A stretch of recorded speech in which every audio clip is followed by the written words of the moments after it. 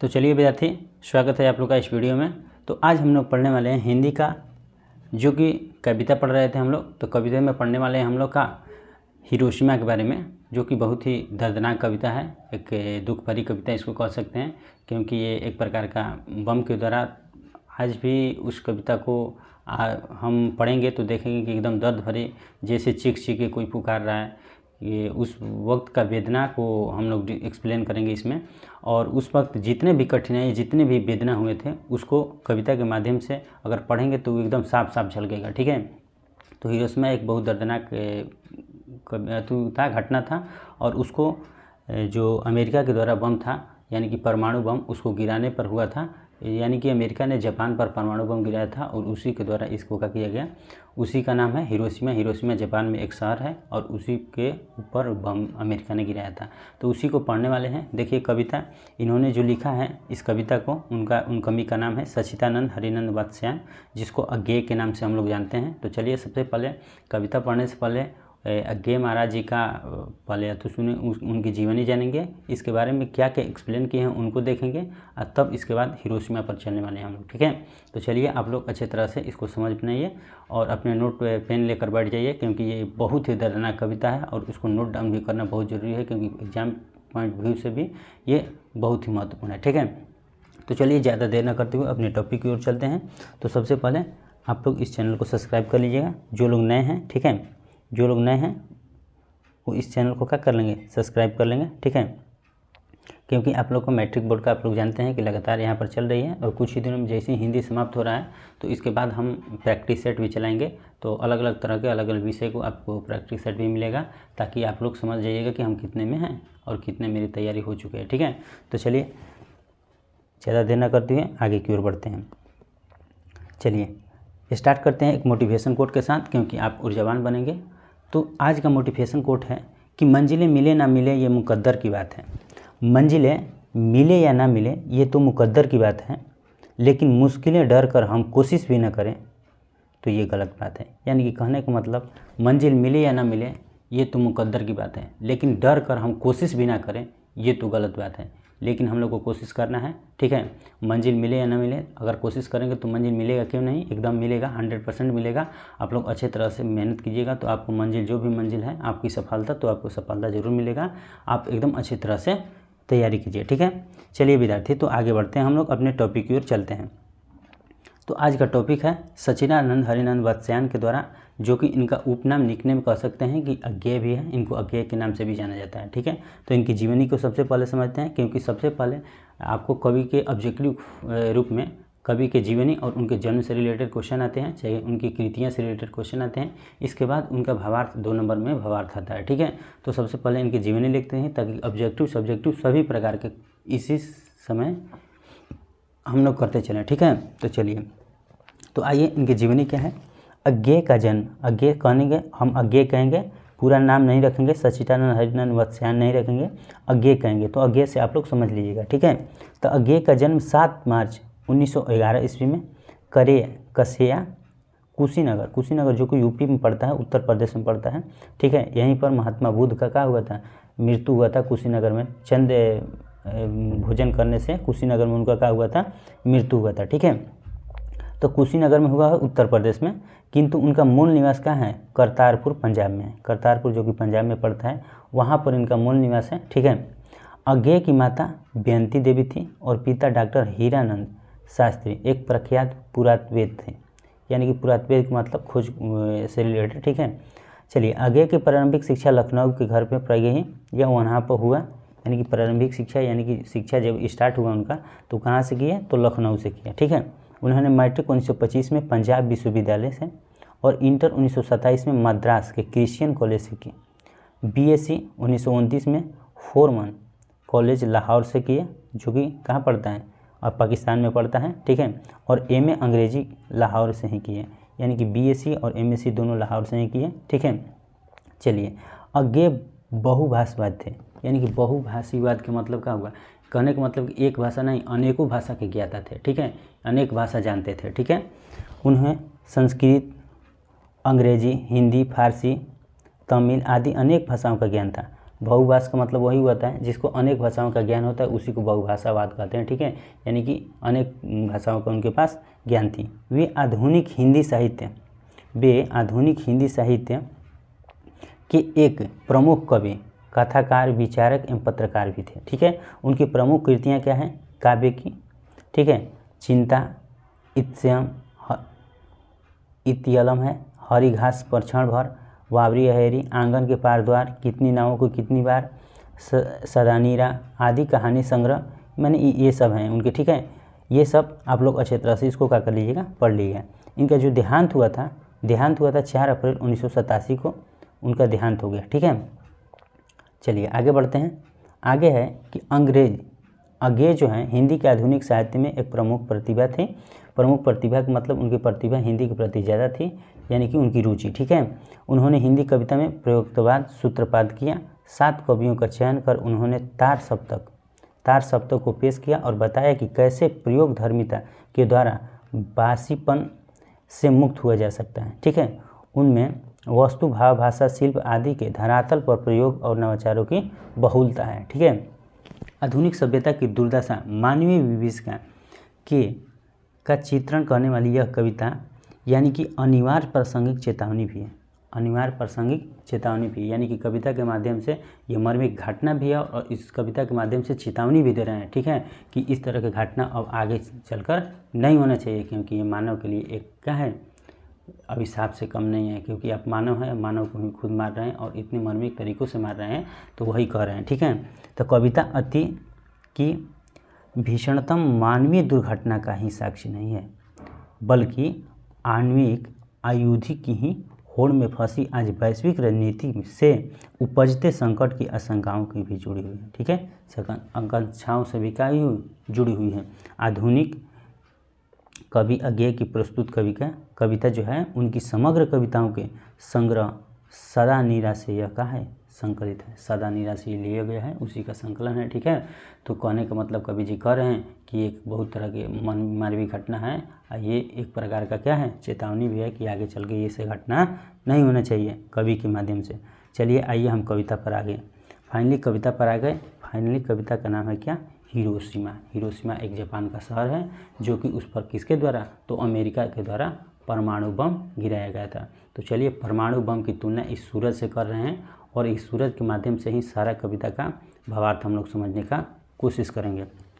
तो चलिए, कह रहा है कि एक दिन सहसा सूरज निकला, अरे क्षितिज पर नहीं नगर के चौक पर, धूप बरसी पर आंतरिक से नहीं फटी मिट्टी से। यानी कि कहने का मतलब कि एक दिन जो सहसा है सूरज निकला, यानी कि सहसा का मतलब क्या हुआ, अचानक सूर्य निकला। अचानक सूरज निकला कहाँ से, तो अरे क्षितिज पर नहीं। क्षितिज का मतलब गगन समीर क्षितिज होता है ना जो, यानी कि क्षितिज का मतलब क्या होता है कि वो अधूर से निकलता है उत्तर दिशा में, जहाँ से सूर्य निकलते हैं वहाँ से नहीं। ये कहाँ, नगर के चौक पर, यानी कि ये किसकी बात कर रहे हैं, तो परमाणु की बात कर रहे हैं। ठीक है, धूप जो बरसी पर आंतरिक से नहीं फटी मिट्टी से। यानी कि कहने का मतलब ये कर रहे हैं कि एक दिन अचानक सूर्य निकला, जहाँ से सूर्य निकलता है वहाँ से नहीं निकला, बीच चौराहा यानी कि नगर के बीच चौराहा से निकला। ठीक है, और धूप भी बरसी लेकिन आंतरिक से नहीं। जैसे सूर्य निकलता है तो धूप बरसता है ना, तो सूर्य निकलता है तो उससे धूप नहीं बरसी, क्योंकि उससे सूरज निकल ही नहीं था तो उससे धूप बरसागे कहाँ। तो यही बतला रहे हैं कभी कि धूप भी बरसी, सूरज भी निकला, धूप भी बरसी, लेकिन आंतरिक से नहीं बरसी, फटी मिट्टी से बरसी। क्योंकि परमाणु बम जैसे ही फेंका गया तो मिट्टी कहाँ हुआ, चौराहा पर या नगर पर जो भी पड़ा तो एकदम प्रज्वलित हो गया, पूरा धूप सा हो गया। ठीक है, धूप सा यानी कि सूरज निकलने जैसा हो गया और मिट्टी का हुई फटी वहाँ पर। ठीक है, तो यानी कि कहने का मतलब आप लोग अच्छी तरह से इसको समझ रहे हैं कि एक दिन अचानक सूरज निकला, क्षितिज से नहीं, जिस तरह से जो सूर्य निकलता है जहाँ से वहाँ से नहीं निकला। धूप भी नगर के चौक से निकला और धूप भी बरसा जो, तो वो अंतरिक्ष से नहीं बरसा, कहाँ बरसा, तो मिट्टी, फटी मिट्टी से क्या हुआ, बरसा। ठीक है, देखिए कितना दर्द वेदना है। चलिए आगे कह रहा है कि छायाएं मानव जन की दिशाहीन हो गई, सब ओर पड़ी वह सूरज नहीं उगा था पूरब में, वह बरस यानी कि बरसा सहसा बीचों बीच नगर के। कह रहे हैं कि छायाएं मानव की जन दिशाहीन हो गई। जो मानव की छाया थी, मानव की प्रतिबिंब थी, वो क्या हो गई? जन की, यानी कि जनता की, जन की, मनुष्य की, वो दिशाहीन हो गई। यानी कि अचानक क्या हुआ? इतना प्रज्वलित हुआ कि वो छायाएं इधर उधर, माने पते नहीं चला कि मानव की जो छाया है, प्रतिबिंब है, वो कहाँ गई। ठीक है। सब ओर पड़ी वह सूरज की नहीं उगा था। यानी कि सब ओर पड़ी का मतलब क्या हुआ? कि जो सूरज पूरब में उगता था, वो पूरब में वह नहीं उगा था। वर्षा सहसा बीचों बीच नगर के, यानी कि वर्षा सहसा बीचों बीच नगर के कहने का मतलब कि वो नगर को बीचों बीच निकला था। ठीक है। कवि का कहना क्या है कि बल्कि ऐसे लगता था कि जो सूर्य के, ठीक है, जो सूर्य हैं वो क्या बरसे हैं? पूरब से नहीं निकले हैं। वो कहाँ से निकले हैं? एकदम नगर के बीचों बीच से। इतनी उसमें तेज प्रज्वलित आग थी कि मानव की जो प्रतिबिंब थी, जो छाया थी, वो कहाँ हो गई? एकदम छितिर बितर हो गई। ये यानी कि एकदम दिखाई नहीं पड़ी। ठीक है, दिशाहीन हो गई। आगे कह रहा है कि काल सूर्य के रथ के पहियों के ज्यों अरे टूट कर बिखर गए हों दसों दिशा में। यानी कि कहने का मतलब कह रहे हैं कि कवि कह रहे हैं कि ऐसा लगता था कि सूर्य का जो रथ के पहिया था, इसी के दिशा में टूटकर क्या हो गया? बिखर गया, एकदम बिखर गया, तहस नहस हो गया, बिखर कर तहस नहस हो गया। लग रहा था कि कुछ यहाँ पर लग रहा था कि कुछ क्षण का वह उदय और अस्त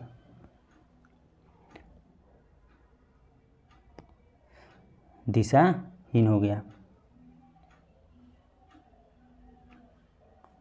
आगे है कि कुछ क्षण का और उदय अस्त, केवल एक प्रज्वलित क्षण की दृश्य सुख लेने वाली दोपहरी फिर।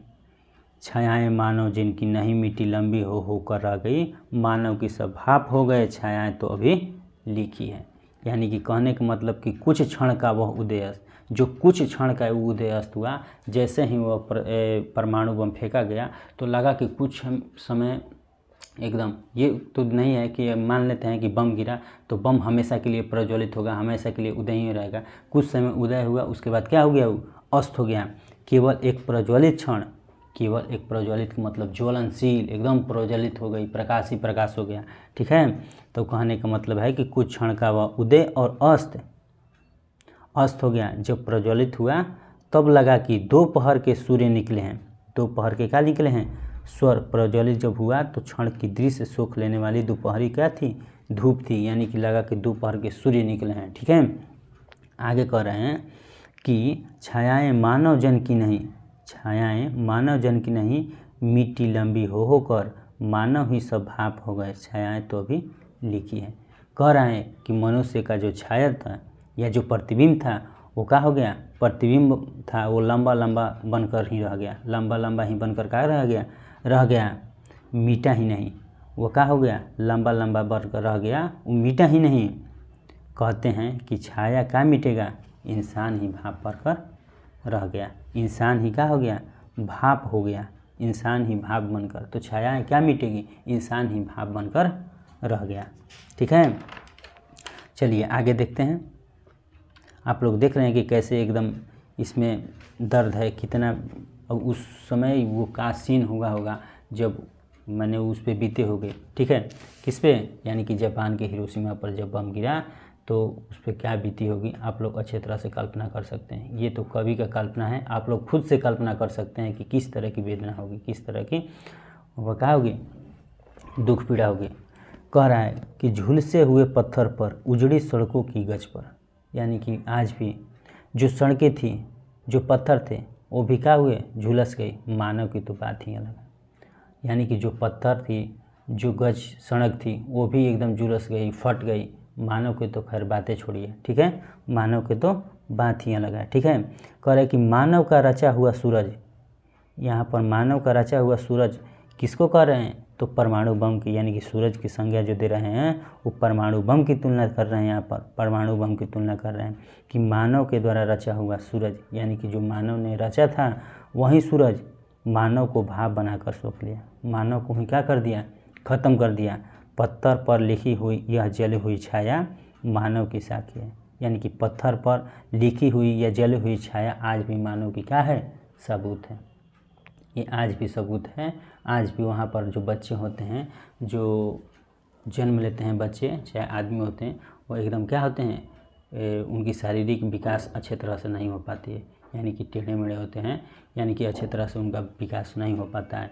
आज भी वो प्रमाण है, ठीक है, आज भी क्या है, वो प्रमाण है। आज भी अगर जाइएगा हिरोशिमा के शहरों में, हिरोशिमा के जहाँ पर ये बम गिरा था, आज भी वहाँ पर अच्छे तरह से मनुष्य का विकार जो होता है, विकार से मतलब अंग भंग माने रहता है पूरा अच्छे तरह से, हम लोग जैसे हैं वैसे नहीं रहता है, ठीक है। कितनी दर्द भरी कहानी है ये, आप लोग अच्छे तरह से समझें कि मानव के रचा हुआ जो सूरज था, मानव ने ही सोख लिया, यानी कि अमेरिका ने बनाया था, और अमेरिका पर नहीं पड़ा बल्कि कहाँ पड़ा, वो जाकर जापान पर पड़ा। अमेरिका का बम अमेरिका में ही पड़ता तो क्या रहता, कुछ हद तक अच्छा रहता, लेकिन अमेरिका का बम बनाया हुआ किसको, जापान को भोगना पड़ा। तो मानव के द्वारा बनाया गया ये बम, ये मानव के ही सोख लिया। पत्थर पर लिखी हुई जो जली हुई लिखी हुई जितना भी है, जितना भी वो वहाँ का जो अवशेष हैं, आज भी वहाँ पर दिखलाई देता है, आज भी सबूत है, ठीक है। तो कवि इस माध्यम से, कवि का कहना है कि हिरोशिमा के कितने दर्द भरा है। हिरोशिमा पर बम 2 बार गिराया गया, एक 6 अगस्त को गिराया गया था जो कि 45 में, और एक 9 अगस्त को 45 में गिराया गया था, ठीक है। एक था लिटिल मैन और दूसरा का फाइट मैन नाम था, ठीक है। तो आप लोग अच्छे तरह से इसको समझ लिए। उम्मीद करता हूँ ये कविता आप लोग अच्छे तरह से समझ गए होंगे, और आगे भी इसी तरह का आप लोग को कविता या भावार्थ देखने को मिलेगा। तो चैनल को आप लोग सब्सक्राइब कर लीजिए, चैनल के साथ जुड़ जाइए, और हम आपके साथ परीक्षा तक आपके साथ रहने वाले हैं, ठीक है। तो मिलते हैं अगले टॉपिक के साथ अगले वीडियो में, तब तक के लिए जय हिंद।